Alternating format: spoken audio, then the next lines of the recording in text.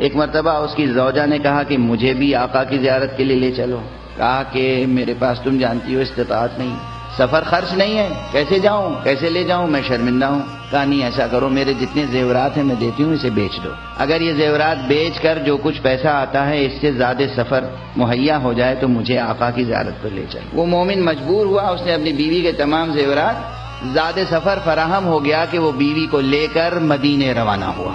سند اس روایت کی سند اس پائے کی ہے جس پائے پر کوئی فقیہ مجتہد مرجع تقلید حلال و حرام کا فتویٰ دیتا ہے. امام علیہ السلام مدینے میں ہیں. وہ شخص اپنی زوجہ کو لے کے چلا, مدینے سے تھوڑے فاصلے پر وہ شدید بیمار ہو گئی. جیسے احتضار کی کیفیت ہو, نزع کا عالم ہو, مایوس ہو گیا. قبر پیغمبر صلی اللہ علیہ وآلہ وسلم کی زیارت کی, جان پیغمبر کی خدمت میں گیا. فرزند پیغمبر آپ پر درود و سلام. امام مسکرائے. امام نے کہا کیا حال ہے؟ کہا آقا کیا بتاؤں کیا حال ہے, ہم نے اس کے زیورات بیچے, ہم مہیا ہوئے, لے کے آئے. مدینے کے سے تھوڑے فاصلے پر وہ اتنی مریض ہو گئی کہ وہ آ نہیں سکتی, مجھے معلوم نہیں وہ زندہ ہے یا نہیں.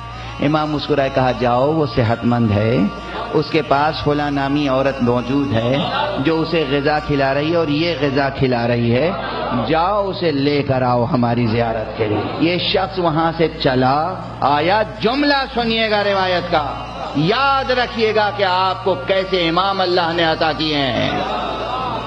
شان محمد تو بہت بلند ہے.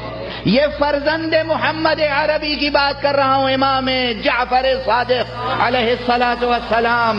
اس نے دیکھا اس کی زوجہ اسی حیت میں ہے جو امام نے کہا تھا. وہ ایک عورت بیٹھی ہوئی ہے جو اسے غذا کھلا رہی ہے.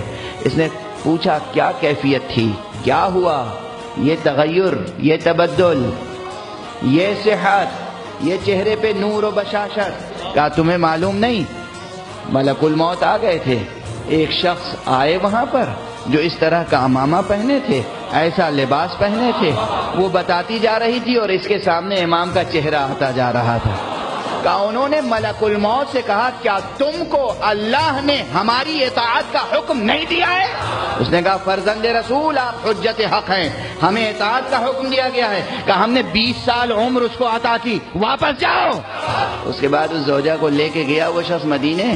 جیسے ہی وہ امام کے گھر میں داخل ہوئی, اس نے کہا خدا کی قسم یہی بزرگوار, کوئی اور نہیں تھا, یہی تھے جنہوں نے آ کر فرمایا تھا امام مدینے میں تشریف فرمائیں, ملک الموت وہاں ہے, امام یہاں بھی ہے, امام وہاں بھی ہے.